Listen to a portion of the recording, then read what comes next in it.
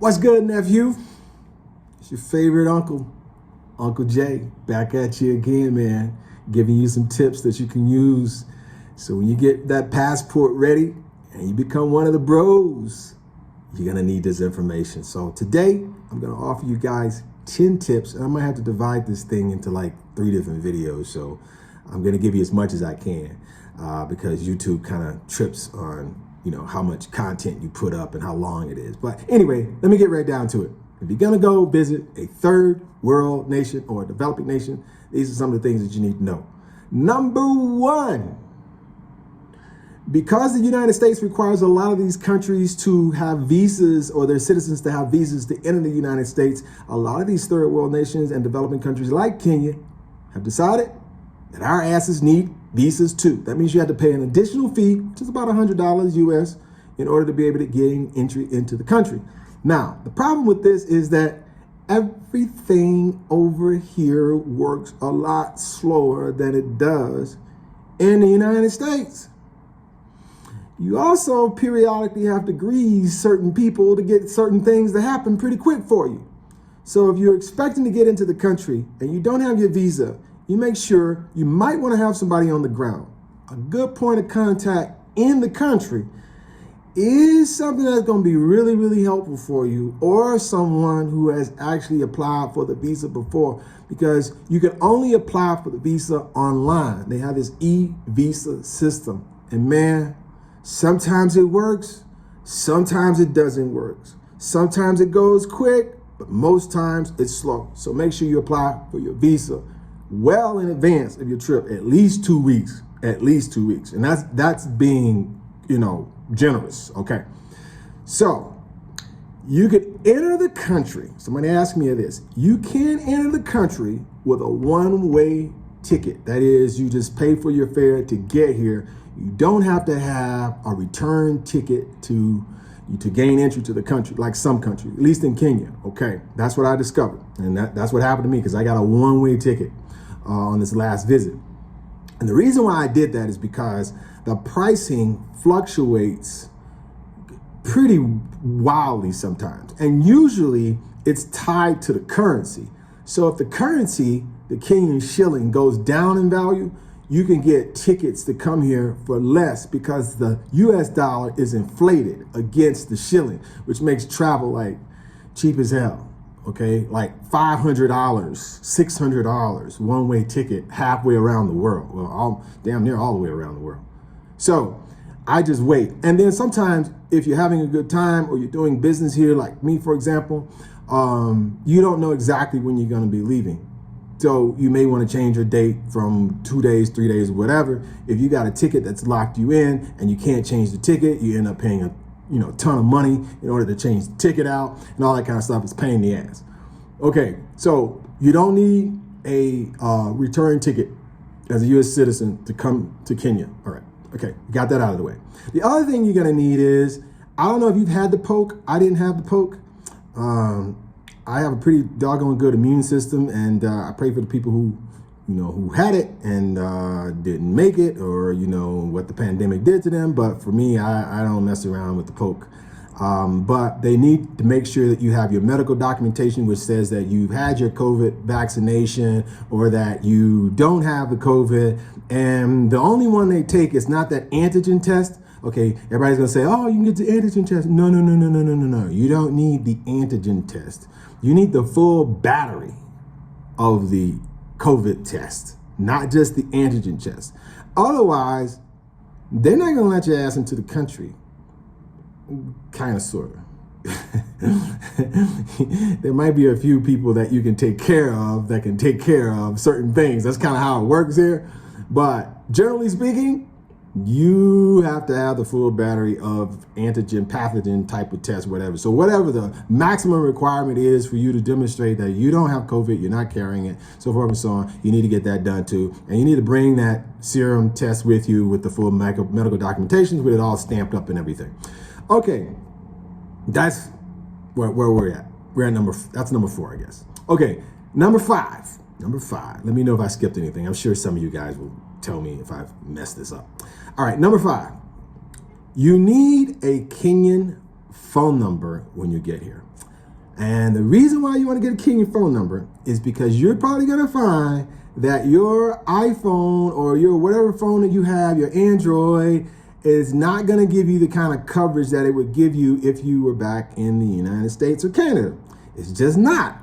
I know they have these international calling services and that sort of thing, but I just found it much easier to pay roughly about 8,000 Kenyan shillings for the smallest or the least expensive smartphone that you can get. In my case, I got this little Nokia, and it's slow as hell, but it's still, you can make a call with it, you can text locally with it, you got a local phone number. But the most important thing is this: Kenya is really big into digital currency, and they have a company here called M-Pesa, M-P-E-S-A, and everybody uses it here to pay for goods and services. So you can literally walk into a restaurant with your smartphone, enter in this M-Pesa number, the restaurant that you're eating at. Like, I got chicken at this place called Love Dat Chicken the other night.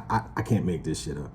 Love Dat Chicken. And you walk in and they have a code on the counter, and it's got a number on it, and you enter the number into your M-Pesa currency that you have in your phone, that you loaded on your phone. It's kind of like prepay on your phone for stuff, like a prepaid card on your phone. That's how the best to describe it. You enter the number in. Once you enter the number in, you hand it back to the person who is taking your order, and say the chicken is like $3 US, whatever, which is about 15,000 pesos, 1,500 pesos, something like that. And you enter into, I'm not pesos, what was I thinking? I was thinking shillings. Kenyan shillings. You enter into the phone, and bam, bam, bam, bam, bam, bam, bam. After a few pushes of the button, boom, you pay for your transaction using your phone. And you're not going to be able to do that on a US or a Canadian type phone. I don't know if you can do it on a European phone, but I'd probably just go into like the local mall or local store or whatever that sells the phone. I went into a store. The mall was called the Junction, which is going out towards an area called Karen. Very nice area. And I went in there and bought a phone. Boom, I was out in just a few minutes getting my phone. Okay, number 6. Okay, you need to bring cash with you. The cash is going to be so that you can go to a money changer on the street, and you're probably going to get a pretty good rate, because right now currency is really devalued here.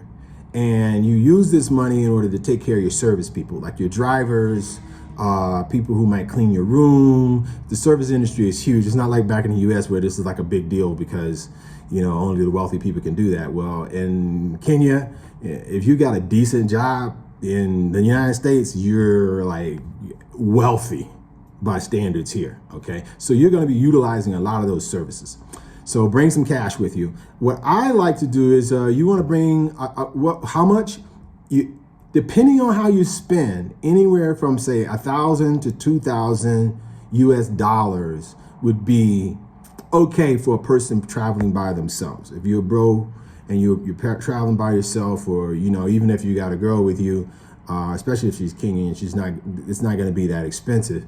And you can, a lot of times you can cook in your room in order to save money rather than eating out at a lot of restaurants. But trust me, you can spend as much money as you can possibly spend here in 2 weeks and act like you're back in the US and still not save a dime. But for me, I'm pretty conservative about things, so I can get away with anywhere between $1,000 and $2,000. Okay, number 7. Okay, if you have a big ass foot like mine, right? I wear a size 13 shoe. Forget about it. Anything over a 12, forget about it. You're just not gonna find shoes here that big. I imagine that somewhere here, there's some little shoe dude sitting around somewhere that makes shoes for people with size 13s, and I'm sure that you can get them, because I'm sure that there's some custom shops around here, that sort of thing, or you might be able to order them online or whatever. But if you're just going into like a local store, you're just not gonna find a shoe that big. So bring some shoes with your big ass, all right? Like I did. I brought like a pair of running shoes, a pair of dress shoes, a pair of formal shoes, and then I bought some slippers and some hiking boots. Bring the hiking boots. Don't forget the hiking boots, because even if you're in like a downtown area, like particularly out in Kilimani, they don't really have like a real developed sidewalk system. You kind of like walking in the dirt a lot, and mud puddles and all that kind of stuff. So I wouldn't be wearing like no $300, $500 pair of Bruno Maglis in this mug, man. I wear a good pair of Columbia hiking boots, which is a decent shoe, but your shoes are just gonna get filthy. Trust me on that one. So bring your shoes and bring those pairs that I kind of suggested for you. Okay. Also, number 8, you want to make multiple copies of all of your legal documents, your driver's license, your passport, your vax papers, your visa, and you want to make those copies in advance of getting here, and you want to put them in a secure place in your luggage. Then when you're here, you want to leave them securely in your hotel room or safe or somewhere where you can get them in the event that your original documents come up missing. You want to have copies of all that stuff. All right, number 9. That was a quick one. I guess it goes without saying too, right? Wi-Fi here is everywhere. So if you have an iPhone or you have an Android, when you walk into a restaurant, any restaurant, I've never been declined for any of them. You walk to a restaurant, if they have Wi-Fi, they'll give you access to the Wi-Fi. Your phone will work. Your FaceTime call will work. Your FaceTime audio will work. Your texting will work if it's iPhone to iPhone. Anything that's internet enabled, like all of your Facebook applications, all your web applications are going to work here in most places where you go to dine. So if you sit down, you're eating somewhere, you can get access immediately and check your text messages. And so I carry the iPhone with me, and then I carry also the local phone with me as well, just in case I need to call a driver or call a friend, somebody that's local here. Okay. And finally, number 10, your Uncle Jay. Check this out, nephew. This is the final one. Make sure you tell somebody back in the US or Canada or wherever you're traveling from in North America, man, that you came here or that you're coming here. Send them your travel itinerary, your flights, where you're going to be staying. Let them know, what dates you're expected to return, what dates you're expected to arrive, what airline you're going to be on, so that somebody can track you. Another thing that I do too is like I give my a relative or a family member my iPhone PIN number. Like where you can share your location on the iPhone or share your location on Android. I don't know how you do it on Android, but you can do it on iPhone. And basically anywhere in the world where that phone is, they can actually find you. Find My iPhone is a great app for being able to locate your ass just in case something gets a little sideways or tricky. Now, a lot of you guys don't probably remember this, but this has been probably 15 or 20 years ago. But our embassy in Nairobi was actually attacked, man. And for that reason, wherever you go in Nairobi, they will search your car.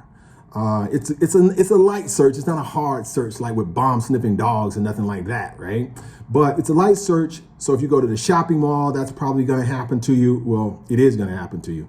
If you go to any place where there's generally a lot of tourists, they're going to search you. It's not a hard pat down or anything like that. It's just going to look in the car, look in the trunk, that kind of thing. And it's just for your safety. But if you're living in Nairobi in particular, the area where the United States Embassy is located is actually in an area called the Westlands. And if you need to find a safe house in the event that something goes kind of sideways in the country, I would strongly suggest that you make your way to the U.S. Embassy, or at least know where it is, because I know that there will be at least some Marines, some U.S. Marines armed there protecting people in the event something gets crazy. All right. And as an American, you want to make sure that, you're just covering your back. So you want to make sure you're covered on the international front. You also make sure you're covered on the local front as well. So make sure people know what your itineraries are and that they know you are safe. My passport brothers, my nephews, y'all know I love you, man. I love you, man. So make sure you're safe on the next trip. Make sure you hit my like and subscribe button if you want to hear more tips about this purple pill lifestyle I'm living. Do so. See you later, nephew.